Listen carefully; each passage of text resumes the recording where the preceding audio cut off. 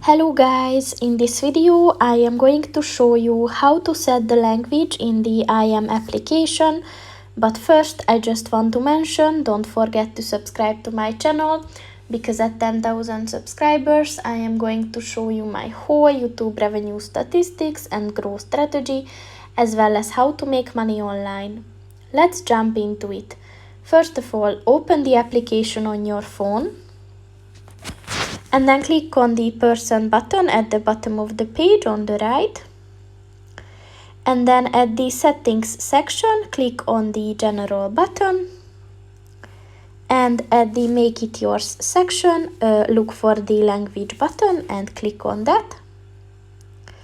And at this settings section, click on the language button.